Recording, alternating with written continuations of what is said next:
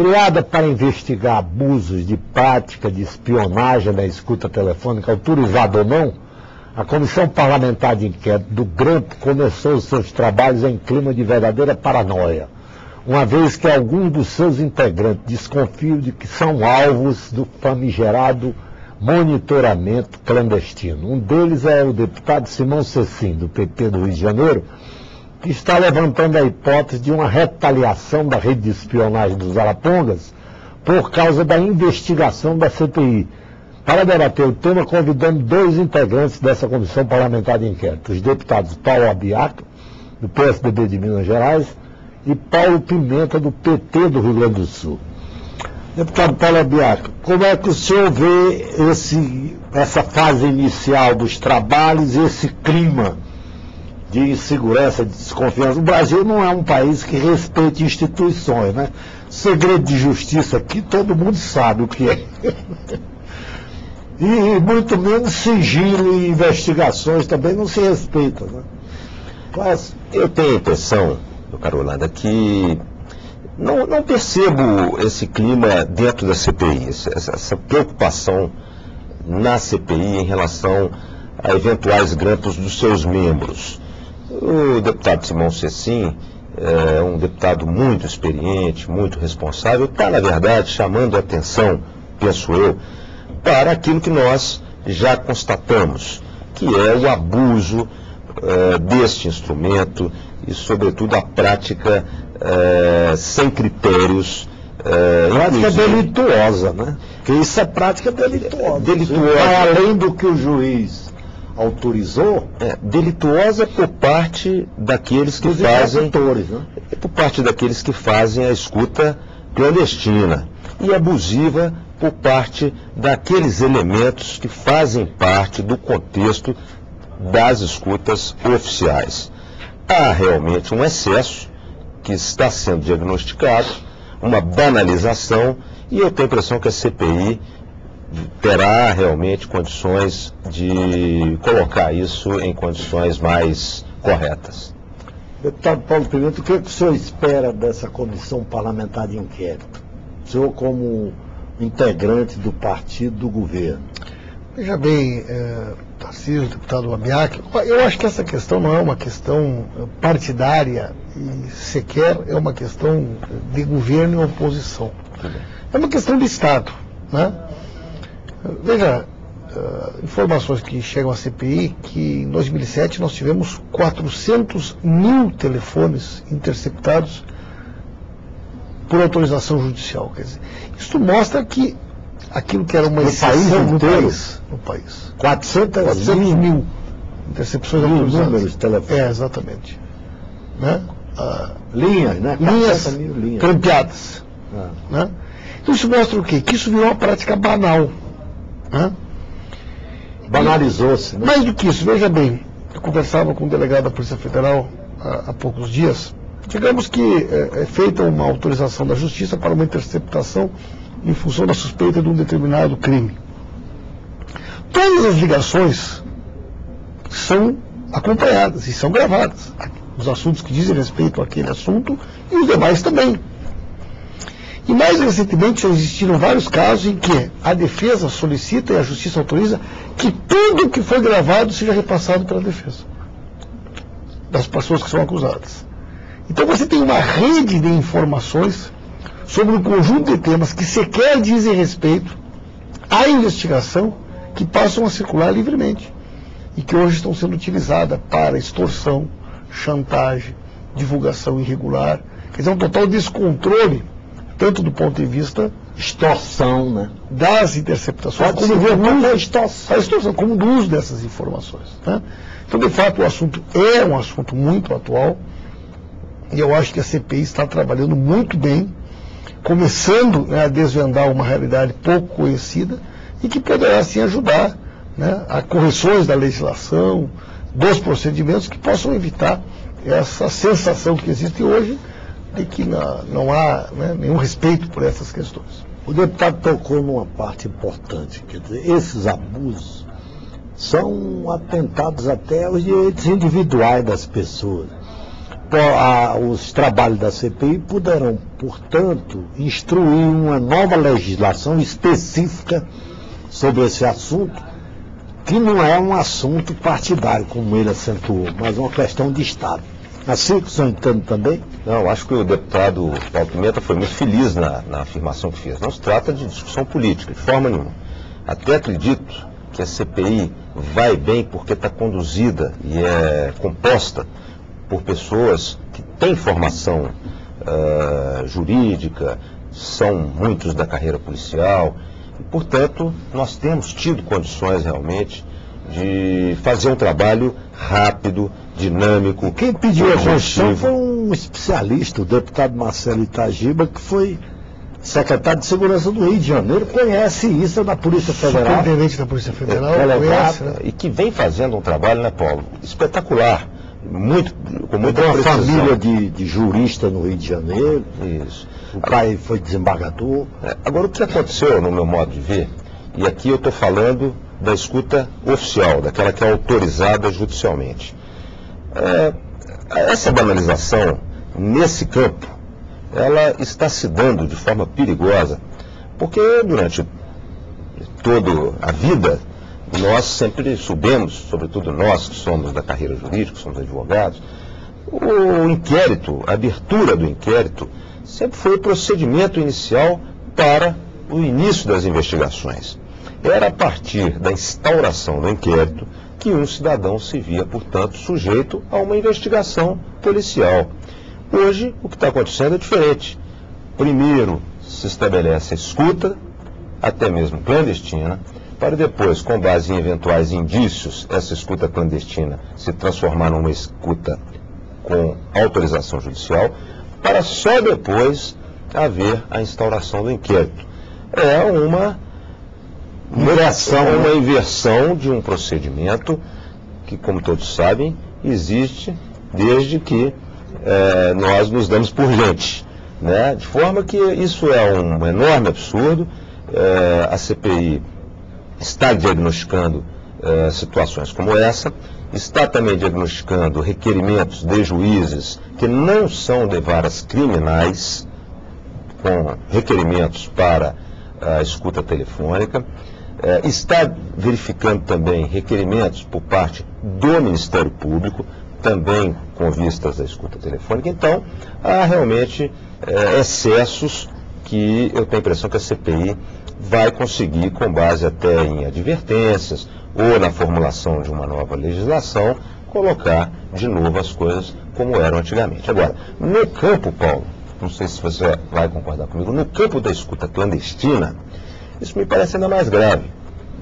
No campo oficial, no campo judicial, nós temos 0,2% da população com os seus telefones, com seus sigilos quebrados.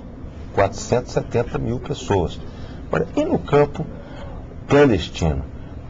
Quantas outras mil pessoas... Pessoas não, linhas. Linhas telefônicas. Porque aí pode haver várias pessoas em cada linha. E um outro... Não é uma só, uma família inteira pode ficar sendo objeto de investigação clandestina. E um outro... E ser vítima, como ele falou, de extorsão, de chantagem. Um outro aspecto, Paulo, sem me estender muito, é que é preciso fazer um casamento das informações, um cruzamento das informações entre o número de linhas telefônicas com a escuta oficial e o número de inquéritos policiais de crimes que justificam, que é inquérito de crimes que não precisam de escuta clandestina, para a gente verificar exatamente os excessos que porventura estão sendo cometidos. Mas eu falava da escuta clandestina. A escuta clandestina passa por essa indústria que cresceu enormemente, do detetive particular, do Araponga, isso também é muito grave, é crime, precisa ser combatido, e nós estamos, eu tenho certeza, o Paulo tem tido uma participação também muito ativa na CPI, nós vamos chegar no ponto de encontrar soluções e de encontrar casos específicos que sejam objeto de punição para dar fim a isso. Agora, deputado Paulo Pimenta, é possível que muitas dessas escutas, porque o senhor tem conhecimento de escutas autorizadas, mas é legítimo supor que existam escutas não autorizadas. Então o número de linhas sobre o grampo seria muito maior do que esse oficial. Eu considero que o sistema ele é propício para o vazamento ilegal e para facilidades dele ser burlado, né? Por exemplo, o delegado lá, um membro do Ministério Público, que hoje tem, né, comumente solicitado, ele solicita lá o juiz, fundamento e dá uma relação de telefones. E já existem vários casos de que um daqueles telefones que estavam ali listados era de uma outra questão, de uma outra pessoa. Como é que o juiz vai, né, controlar isso? O juiz não acompanha o resultado. Então, a autoridade judicial acaba sendo monitorada uma pessoa que não tem nada a ver por causa de um desafeto, por outro, né? E quem garante que um número não seja acrescentado? Exatamente. Ou alguns números. Tem casos por e-mail mandado para as operadoras, autorizando a justiça, né? Existem vários casos, e aí tem os dois lados. Essas empresas operadoras têm lá estagiários ou contratados em serviços terceirizados, um documento sigiloso da Polícia Federal para o Judiciário, aí cai na mão de uma pessoa, de uma empresa terceirizada que ganha lá pouco mais do salário mínimo, um negócio que envolve milhões. Tem nenhuma responsabilidade. Nós já temos casos, inclusive o ano passado na CPI das Armas, onde de dentro das operadoras, estagiários e funcionários terceirizados avisavam as pessoas que elas estavam sendo interceptadas, né? O trabalho ao contrário, né? Então, de dentro, como o caso do Mato Grosso, foram presos 3 pessoas, né, dentro de uma empresa dessas que prestava serviço. Está vendendo informação. Vendendo informação, comunicavam os traficantes de armas e de drogas que tinham uma solicitação de acompanhamento em determinada linha. E além disso, isso que o deputado falou, quer dizer, hoje existe uma proliferação de um serviço que é prestado por ex-técnicos de telefonias, ex-policiais, pessoas que foram expulsas da polícia, que se especializaram nesse grampo clandestino, né? E que acaba sendo utilizado, porque a verdade é o seguinte, o celular, ao que tudo indica, né? Teve alguém que disse isso na CPI, tudo que está no ar é possível de ser interceptado, foi usada essa frase. O celular é uma espécie de rádio, né? E ele é muito fácil de ser grampeado, essa que é a verdade. Então hoje existem equipamentos aí que são contrabandeados para dentro do país e utilizados por esse serviço clandestino que... Existe aquela famosa conversa telefônica em que até o presidente Fernando Henrique Cardoso foi grampeado sobre a venda da Telebrás, não se lembra? Tem clonagem. O ministro Luiz Carlos Mendonça de Barros, o presidente da República, Fernando Henrique Cardoso, Supremo agora, o presidente do BNDE, André Lara Rezende, clonagem do telefone, a utilização dessas maletas que o pessoal traz do Paraguai, de Miami, que instala com uma antena, na hora que a pessoa liga o celular, ela capta o sinal e tu passa a acompanhar todas as ligações que a pessoa recebe. Isso está proliferado, então tem que haver, né, algum tipo de mudança nessa situação. Eu acho que a CPI é a melhor ferramenta do parlamento para tentar alcançar esse resultado. E depois descobriu sobre durante o regime militar, aquele do SNI tornou-se uma prática banal, ouvir, fazer escuta de telefone. Houve até um caso de um sujeito que era de escuta telefônica, foi assassinado no Rio, não se lembra? Eu lembro. Assassinado como em Londres, com um guarda-chuva, com a ponta de... Não faz muito tempo, veneno, né? Não faz muito tempo nós tivemos um caso rumoroso, né, na Bahia, onde metade das autoridades da Bahia estavam... O falecido Antônio Carlos Magalhães montou um sistema com a Secretaria de Segurança. Por causa de desavenças. A Secretaria de Segurança fazendo toda a escuta. E nós não podemos esquecer que o que motivou a abertura da CPI foi exatamente o grampo ao gabinete dos ministros do Supremo Tribunal Federal. Que foram grampeados, né, os ministros. Confirmadamente grampeados. É uma coisa grave, né? Inclusive nós estamos aguardando para essa semana, ou para a próxima semana, o depoimento importante do ex-ministro do Supremo, Sepúlveda Pertence, que vai aqui exatamente confirmar a escuta feita ou de forma clandestina, muito possivelmente de forma clandestina, aos ministros da mais alta corte do país. Inclusive o ministro Gilmar Mendes se disse vítima dessa escuta clandestina, né? Ele próprio falou Isso dá bem a medida, você considerando que os ministros da mais alta corte do país, o Supremo Tribunal Federal, com as suas linhas gravadas e, obviamente, de forma clandestina, a gente vê exatamente o estado policial em que nós estamos. Agora, hoje também existem muitas formas de se defender. Existem os misturadores de voz, né? É possível um misturador de voz. Há 20 anos, 30 anos eu soube disso.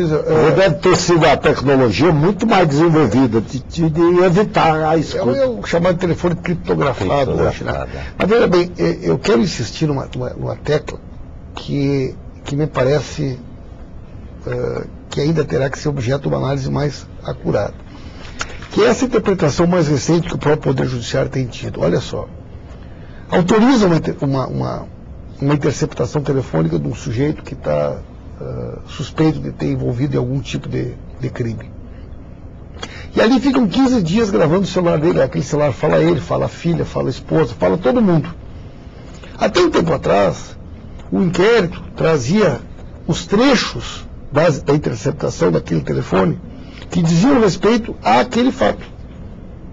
E, né, era feita a denúncia. O que a defesa começou a alegar? Só um pouquinho. Essas informações não foram editadas, essas informações não estão fora do contexto, então eu quero toda a gravação ao qual o meu cliente foi, tudo que esse telefone gravou nos Agora é difícil você controlar isso, porque a íntegra é o que ele vai dizer que Aí veja bem, não. Aí você pega e disponibiliza tudo. Assuntos que não dizem respeito à investigação, assuntos que as outras pessoas da família da pessoa, tudo. Agora, tudo que os responsáveis pela escuta disponibilizaram. Exatamente, mas perceba bem. Também tem isso. Agora perceba bem. Então, aí esse material todo passa a circular. Eu tenho uma outra preocupação. E aí você tem acesso a dados a respeito das pessoas, informações, até informações bancárias, pessoais. Né? Paulo, eu tenho uma outra preocupação com relação a isso. Já houve casos de policiais envolvidos em chantagem. Você vê uma notinha lá no jornal, essas informações, transcreve um recadinho num jornal, numa revista, num colunista, né? Sabe o que me preocupa em relação a isso? É que essa escuta ela pode ser também invasiva. É um poder muito grande sobre a vida da pessoa, né? A vida privada. Mas veja, Paulo, veja a gravidade. O telefone de fulano é autorizado judicialmente a ser monitorado. Só que ele fala com uma segunda pessoa, com o ciclano e com o beltrano. E aí o telefone do ciclano e do beltrano podem, eventualmente, passar a ser também objeto de escuta. Só que a ordem judicial se deu apenas para o primeiro. Eles ampliam para o outro. Isso é chamada escuta invasiva. Quer dizer, ela vai sendo ampliada na medida em que convém a investigação. E ao talante do policial. Ao talante do policial. Isso é muito grave porque só depois de muito tempo feita a gravação é que ele vai obter a ordem judicial para essa terceira pessoa cuja escuta é derivada da conversa da primeira. Então, esse é outro aspecto também que nós precisamos de verificar, de ter certeza disso, de confirmar isso, se esses equipamentos chamados Guardião e outros equipamentos que estão disponíveis no mercado, se eles realmente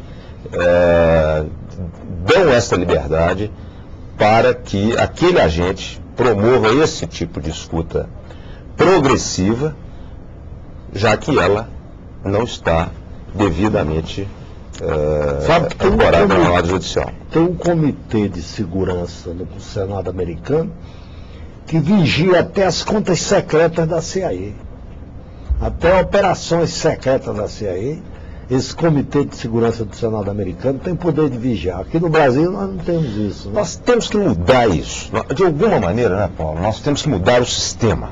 Isso não pode mais acontecer. O grampo não pode ser a origem do inquérito.